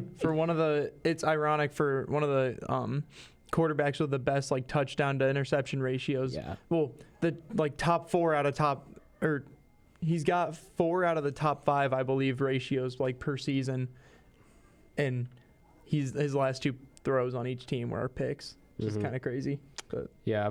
I guess I don't know what his last throw as a Jet was, but it doesn't matter. Yeah, we just need to forget about those 2. Yeah. I'm happy forgetting. That is a big what if he had never torn that Achilles. Mm-hmm. What happens? Because those 3 months are the only happiness Jets fans have ever had in their lives, basically, at this point. Mm-hmm. Then he had an 18-second season. Tore the Achilles. It was over. Yeah. Well, good year, guys. Yeah, just crap. Sit down. So then they went to Justin Fields now. Justin Fields. Are they gonna do Tyrod Taylor? You think next year? They have the second pick. They got. Oh, that's true. That's true. But Dylan Gabriel, the Oregon quarterback, he's not in the draft this year. He went back to college. He was gonna be number 2. People were always he was gonna be the second pick. Who's that? I guess I don't know who that is. Dylan Gabriel is on the Browns now. Oh, I'm thinking of I'm thinking of a different guy. Okay. He was on Oregon, I believe, though. Whoever the Oregon quarterback was this year. I do remember seeing reels about how he heard that he was going to the Jets and was just I'm done. I'm all right. I'll go another year. Yeah. I'm all right. Yeah. I mean, yeah. I hope all but good things for Fernando Mendoza. He's just such a nice guy. I agree. He's such a good guy. Mm-hmm. Don't let I hope Vegas, just also going to Vegas of all cities, don't corrupt him. That's rough. No, they won't. No. Don't corrupt this man. He's too good. Yeah. Yeah, he's the only man that could ever make Kurt Signetti smile. That's true. Yeah, that's true. Yeah, people he's got the facial, the mouth and eyes of Bill Belichick, but the eyebrows of Amelia Clark. If you know Amelia. She's the dragon girl from Game of Thrones. I didn't watch Game of Thrones. Okay, but even if you just like watch any of like her interviews and stuff, like her eyebrows are insanely expressive and stuff. Like maybe just look up Amelia. You can probably just look up Amelia Clark's eyebrows, and I've seen his eyes or his eyebrow movements. Yeah, I can imagine what it's like. Yeah, it's pretty much it. Yeah, and his aren't nearly as expressive, honestly. Really? Yeah, which is also because you don't really notice it in Game of Thrones. She's a very stoic person in Game of Thrones for the most part, but yeah, other than there's obviously a few scenes where she gets emotional and stuff, but even then, maybe it's because they to match with the white hair, they kind of did the same thing to her eyebrows for the first few seasons, so you can't see them as well, like as when they're the natural brown and stuff. But yeah, I think let's predict this game for the Super Bowl. Seahawks win. obvious winner. I mean, it'll be interesting, like if those pregame panels and stuff when they if any of them actually pick the Patriots or stuff. There's no way. Yeah, I mean, they're getting paid under the table if they pick the Pats. I think someone has to, because if the Patriots win, they're just gonna show that. That's true. Yeah. Vegas is making a whole lot of money this Super Bowl. There's a very good chance. Yeah, I don't know. I guess the main question more so is, do the Patriots keep it close, or do the Seahawks just kind of make it like last year? I don't even know. It's like, I don't know. I feel like it's not even going to be close. I feel like it's not going to be like a Niners blowout, but I think that Patriots score less than 13 points. Less than 13? Wow. I don't know. I mean, Seahawks have a crazy defense. Drake May's good, but who's he throwing to? Stephon Diggs. That's about it. And Stephon Diggs is okay, not great. The booty disrespect. What? Keyshawn. Oh, you're so right. I forgot about Keyshawn. That one catch. That was an impressive catch. Yeah. That one catch is crazy. Yeah. But JSN makes that catch in his sleep. Yeah. I mean, seriously, that man, I don't know if that man can drop. I mean, no, his hands are so sure every time. And it's crazy that he was the third guy on that third receiver a couple years ago for the Seattle Seahawks. Yeah, I mean, they had Tyler Lockett and DK Metcalf, and Tyler Lockett was okay. DK Metcalf he's good, not great, but JSN is elite. Mm-hmm. And yeah, we'll see. And it is always interesting if they are able to consistently do it, because this is his first year as the number one guy. Yep. And I mean, I guess maybe Darnold, he might be one of those quarterbacks that does play favorites a little bit, because Jefferson had a really good year with him last year. Mm-hmm. Yeah, he had one of his better seasons. Mm-hmm. Yeah. You can have a quarterback that plays favorites, but not every receiver is going to hit 1,700 yards. I mean, I don't know. Maybe we just need to test it with Stafford, because he's the guy who plays the most favorites, probably maybe in NFL history, honestly. But each of his favorites does do between, let's see, Megatron. Mm-hmm. He made Golden Tate looked pretty good with him. He made Kenny Galladay a lot of money, and then he didn't do anything. Mm-hmm. Obviously, Cooper Kupp, and I started saying Puka Nacua when I was thinking of Cooper Kupp. Yeah, Pooker. Yeah, Cooper Kupp and Puka Nacua obviously have done really well. I mean, granted our DBs are terrible, but in that playoff game when the Rams and Lions played, Puka had 180 yards in that game. Mm-hmm. Granted, we couldn't stop a good granted, Mike Evans had 150 the next week anyway also, but we couldn't.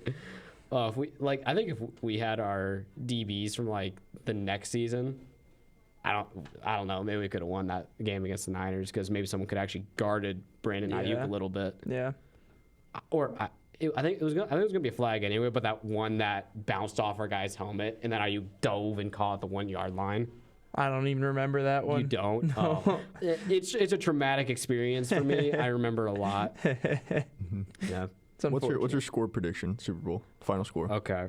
I think it's gonna be probably a 2-score game. Okay. Yeah, I feel like that's fair. Yeah. I don't. And for all I know, it could also kind of end up like last year, because the final score last year wasn't insane, but it was obviously a much bigger blowout because the Chiefs just kind of scored a little late. But I'm gonna say it's gonna be Seattle. I'll say 31-17. I was thinking 31-13 is what I'm predicting. Okay. I don't know. I think it'll be a higher scoring game than that. Okay. Like, I have more faith in Seattle against. I mean, the Pats defense is good, but I'll take a clean 42-35. Oh wow, you think? Yeah. Okay, yeah, that'd be a great game. It'd be a good game. Especially if that last touchdown's in the last like 5 minutes. That's a great game. Like the way the NFL's played, I mean, anymore, like it's constant back and forth. That's true. Yeah. So I I mean, you've got good receivers. And I mean, yeah, in like our time of watching football, also, there's only been like 3 one-sided Super Bowls because obviously last year, but see, Chiefs Niners went to overtime. Chiefs Eagles was really close. Rams Bengals was really close. Had a game-winning touchdown, which I think is a very underrated Super Bowl. I'm a little biased, but that was a really good game with a game-winning touchdown between 2 teams that hadn't won a Super Bowl. Bengals have never won one, and that was Burrow's second year right after coming off his ACL injury. Yeah. Which will maybe just be like the first of like 5 at this point. But Chiefs Bucks was a blowout. Chiefs Niners was good the first time. Also, that was a close game, which I guess Shanahan just can't hold a lead in the Super Bowl to save his life. Rams Patriots was 13-3. Like that is a pretty close game, but yeah. Patriots Eagles was a great game that came down to it. I think it ended up being 8 points. And Brady had 500 yards that game. If you guys aren't remembering it very well, I can't. No, I can't. Going back like 3 Super Bowls, I can't even remember it all. Like, I know who played, but the score how it went. And then 28-3 was the year before that. I do know that. Yeah. Okay. Oh, I guess maybe I missed. I guess I forgot about this one. The Broncos Panthers Super Bowl. Oh yeah. Yeah, that one was one-sided for the Broncos, which is crazy because that was the Panthers' only second loss of the season. Dude. That was the one where Cam Newton got too scared to jump on the ball, right? Peak Cam Newton. Yeah, Von Miller. I guess I wasn't paying close enough attention. This is a while ago. We're pretty young at this point, but like evidently Von Miller was having a crazy season even before that Super Bowl MVP game. Really? Yeah. I mean, it makes sense. It's Von Miller. Yeah. I mean, he's one of the better pass rushers we've seen. Yeah. Granted, we've seen a lot of really good pass rushers. I mean, over the last 10 years for sure. Let's see. J.J. Watt, T.J. Watt, Nick and Joey Bosa, Myles Garrett, Micah Parsons. Yeah, you can hate on Micah. No, I'm not. No, I'm not. No, I was thinking about saying Aiden Hutchinson. Yeah, I mean, Aiden Hutch was good last year. Last year or 2 years ago? This year was kind of a down year for him, right? He still had like 12 sacks. Okay. Yeah. Which, for being a down year, having 12 sacks, that's showing that you're pretty good. That may have been, I want to say that, I guess that may have actually been his like career high because this was. Oh, really? Because, I mean, I guess I don't know because obviously he didn't reach full thing. Obviously got hurt early last year, so obviously didn't get 12 sacks. So that was only needed like 2 more games. He probably would have. But I guess I don't know for a fact. I might look that up real quick. Aiden Hutchinson stats. Then if you look at linebackers for good rushers, who do we got? I don't even know. I mean, as far as pass rushing linebackers, I feel like they're not featured very much. Oh, no, he had 14.5 this year. Okay. Which, was career high. 7.5 last year and only, 7 games. Right. 11.5 the year before that, and then 9.5 his rookie year. So I guess I was just wrong about it being a down year. I didn't realize. He had a good year. Okay. Yeah. Okay. The Lion just had a down year, I guess. Yeah, the Lion, which I think if we're able to help boost our interior line, even if we don't fix anything else, I think just getting a good interior line will be the difference between like winning 3 more games next year. For sure. Yeah, because I mean, it wasn't just that Ragnow retired; it was the timing of it, because he did it during the summer after free agency and the draft. Right. Like if he had announced it right after the season, we probably would have done a lot better because we went guard in the draft because we lost a guard because he in free agency. But we also probably need to start thinking about getting a good tackle again because Decker's probably not going to be around much longer. How old is Goff? He's only like 32. Okay. You might want to start thinking about, drafting a young quarterback that you could develop, though. Maybe.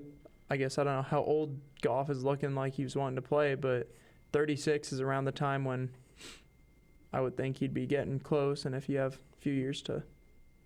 I want to say he's got at least 3 years left on his contract with us, I want to say. And I mean, he was still second in yards this year. Yeah, I understand he's still performing pretty well, but I mean, I'm just looking at like how the Packers do it. I mean, yeah, but you guys are a very rarity when it comes to that. Like, not many teams can do that. That's true. That's true. I guess you can.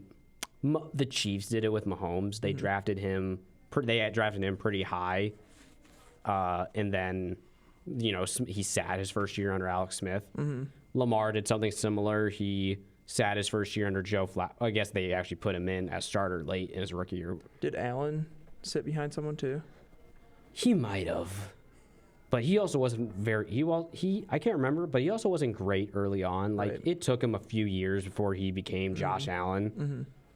But yeah, I guess his arm mechanics, like his rookie year and maybe his first like 2 years, were just like bad, and then he fixed that, and then he's like one of the best in the league.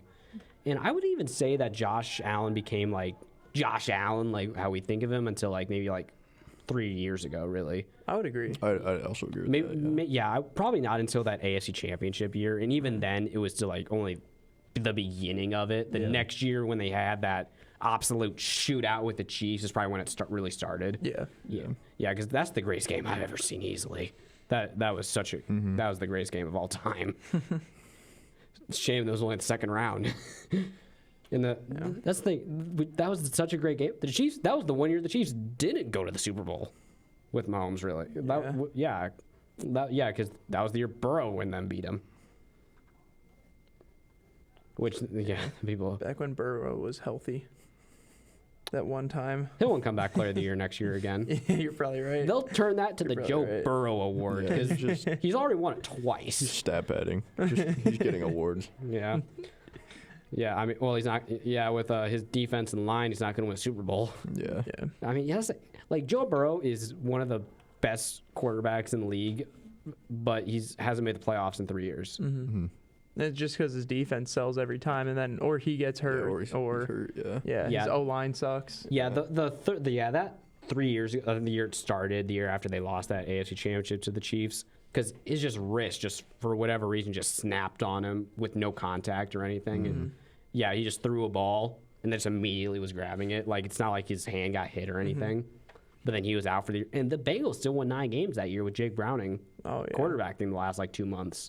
Which is why when Burrow got hurt this year, I thought, oh, okay, Browning can step in. He'll be all right. He can maybe carry them for the next couple months. No. Then they picked up Joe Flacco, they got Joe Flacco, Yep. Yeah, I want to say, I can't remember if Browning, I want to say, Browning was the quarterback when we played. And that might have been his last game when Lions played them because he had 3 picks. And then if the Bengals went to the Packers right after that, that would have been, for sure, because Packers played Flacco twice. Yeah, people were like, he's going to beat them twice. Yeah. Yeah, just like, then he just changes teams every week to whoever the Packers are playing. but then they beat the Bengals barely. But right. Yeah, the Packers they had a good season, but even when they beat the bad teams a lot, they didn't beat them well. Yeah, because I feel like we were focusing a lot more on like the next week before caring too much about the kind of okay game that we were playing. Like the Browns, why did we lose to the Browns? Who else was another team that we actually that we lost to that was garbage? We lost to the Panthers, but they were. But then they made the. But when you lost to them, they weren't. They were looking hot at the time. I think were like on a 3-game win streak. Okay. But they might have beat the Rams. Like they either beat the Rams right afterwards or right before. I would say that was right around that time. Yeah. Yeah. Who else? You lost to the Bears. Lost to the Bears, lost to them. Swept the rest of the North, I believe. No, you lost to the Vikings. Well, it was like the last week. Oh, yeah. It doesn't count, really, but you did technically lose to the Vikings. We elevated a guy from the practice squad for QB, and he did nothing. I think he had like sub 50 passing yards. Obviously, you had the tie. It's not a loss. Oh, the Ravens. We got destroyed by the Ravens. Okay. Forgot about that. Derrick Henry dropped like 4 touchdowns on us. That's right. Yeah. What else happened? We lost. Oh, yeah, I don't know. I can't remember. Yeah, let's see. Who did we lose? We lost to the Packers twice. We lost to the Vikings twice. 9 just cooked you. No, only once. Okay. We lost to the backup the second time. Okay. Maybe worse. I mean, you guys might have lost to Malik Willis. He was balling out. Maybe we beat the Bears twice. There you go. We did sweep the Bears, and they were actually trying the second and the last one. It's not one of those Week 18, and then we killed them the first time. Oh yeah, who else? We lost the Chiefs, lost to the Eagles, lost to the Rams. Yeah, our losses are good for the most part. Like, we're losing to the goods. Then we lost the Steelers. We could definitely won. You could argue we should have won that game, because it depends if you would have called one of those late offensive pass interferences. Okay. Because I went through a roller coaster that game. I'm thinking, oh my goodness. Oh wait, there's a chance. Oh hey, we're moving. He missed the field goal. We were gonna get the ball back. Touchdown!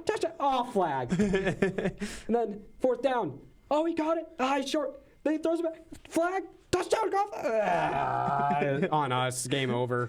That's pretty much me. Yeah. Before I saw the flag for that. Because that was on offense pass interference on Tesla on a kind of a pick for St. Brown. It's kind of offensive pass interferences are always kind of iffy on those pick plays and stuff. Yeah, it's always kind of hard. I know some like analysts and stuff were berating the refs for calling it. Like Rex Ryan was one of them. I think that got hot on it. Okay, but I thought it was a flag when I saw it personally. But yeah, those are always hard to judge, in my opinion. And yeah, then we have the Cowboys fan. Yeah. Mm-hmm. How'd your season go? Honestly, like, kind of as expected. Yeah. Like, you have potential and then don't perform, and then next season it's the same thing, and then you just don't expect to win, but you don't expect to be terrible. It's almost like being a Steelers fan. But it's almost worse because, like, I would say this year the Cowboys had good defensive weapons that didn't perform. They had really good offensive receivers.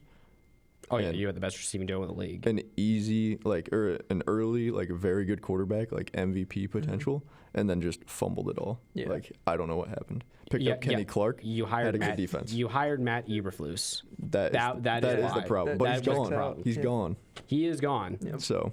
Yeah, and I don't know. Yeah, the Steelers, man, they didn't like if they were gonna move. I guess I'm hearing that it actually was Mike Tomlin's decision to leave. He maybe just saw the writing on the walls and wanted to get out while he could, like keep his dignity and everything.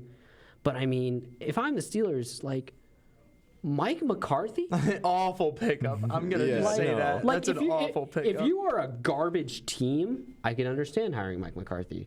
But you're the Steelers. Yeah. You did white Mike Tomlin, who's not as good. The Cowboys tried it; it didn't work. Yeah. But you had some good seasons with him. That's true. Like he's a solid coach. Mm-hmm. Like obviously he won a Super Bowl with the Packers. Right. Mm-hmm. Aaron Rodgers probably most of the reason for that. Right.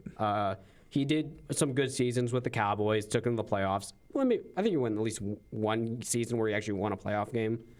Maybe one or two where he actually won a playoff game, I think. Just blew it against the Niners in the second round or whatever. Yeah. He was the first person ever coach a team that lost to a 7th seed, being with the Packers, though. Yeah. It's true. Yeah. Packers just own the Cowboys, though, in the playoffs. Yeah. I can't remember who I was rooting for in that game because that was fresh off the eligible thing with the Cowboys-Lions game. Oh, okay. So I was like in my heat at the Cowboys at that time. But if they had won, we would have played them in the playoffs. So I think I was rooting for the Cowboys just because I hate the Packers more. Right. Yeah, That's fair. I wouldn't expect you to cheer for the Packers. No, like I think I've rooted for the Packers like 2 times in my life that I've actually when I've fully gotten into the Lions fully because I'll say my favorite cousin is a Packers fan, and he's old. Wow.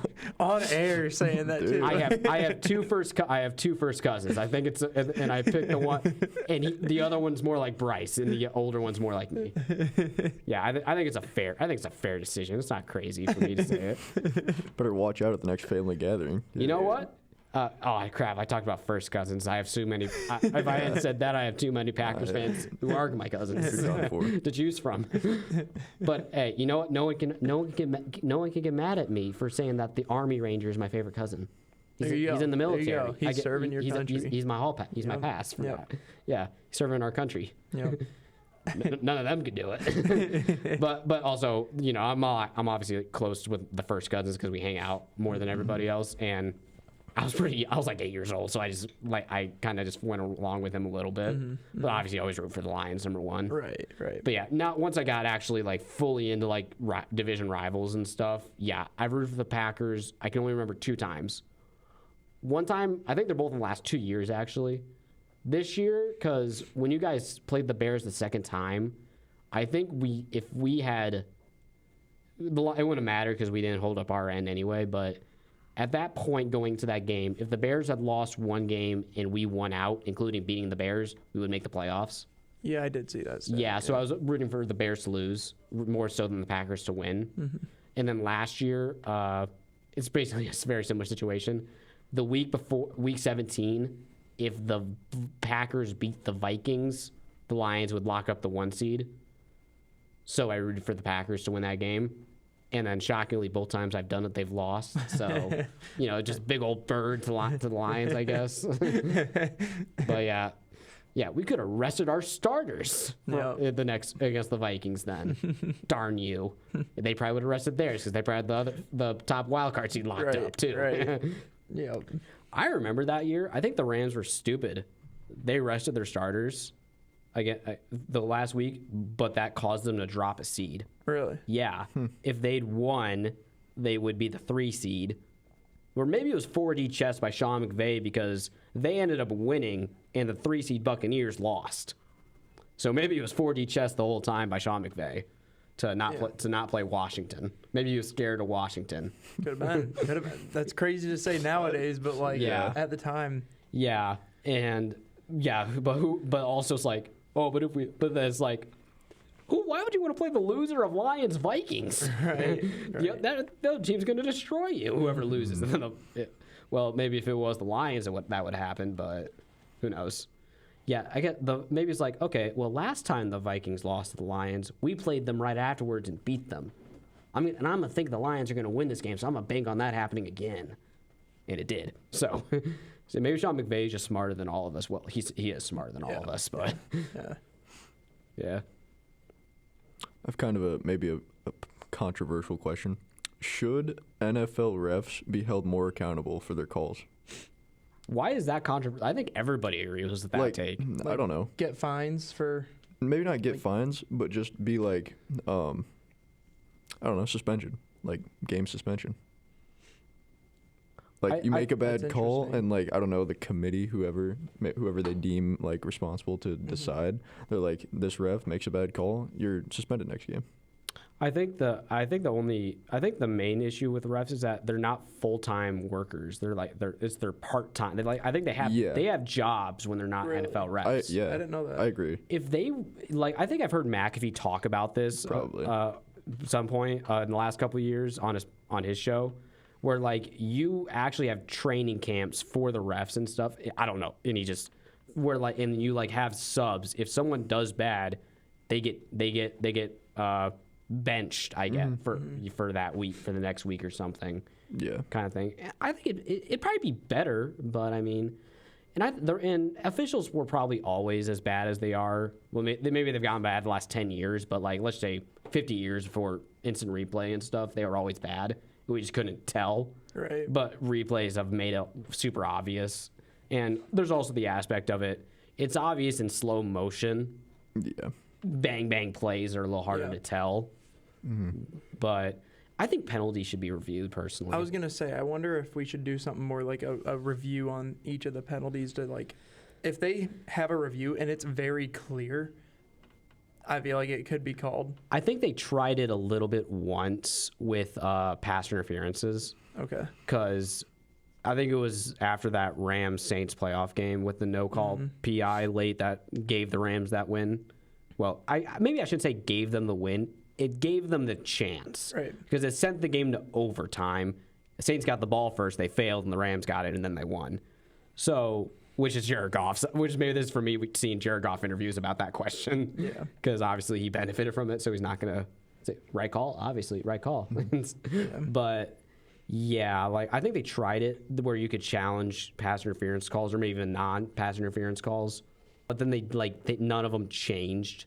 Like in the 15 they did throughout the season, none were changed, so they just kind of took it away. Oh, yeah. But, and with the, like, those like replay assist stuff that they've been doing the last couple of years, like it should be so much easier. Yeah, but at the same time, I feel like people would start complaining about how often PIs would be called. Like, I don't know. I feel like there's holding on every play. Oh yeah, for sure. Yeah, but I wonder how precise they would end up doing if it was like a replay assist type thing. And maybe it comes down to situation, like big playoff game. You know, it's fourth quarter. Like it's a play that makes or breaks the game. Like then they replay it. But how do you determine like who decides? Yeah, you could argue then why not do it every play? Yeah. I don't know. Yeah, it's always tough with this stuff. Yeah, I mean, refs. And I'm a Lions fan. The refs are my mortal enemy. It goes referees, then the Packers. I don't know. I'd argue the Cowboys have a pretty rough one with that. The Des Bryant caught it. Yeah, but they're always but I can't think about the Cowboys not because every time we play them, the refs favor them. Maybe it's just the refs favor everybody over us. But,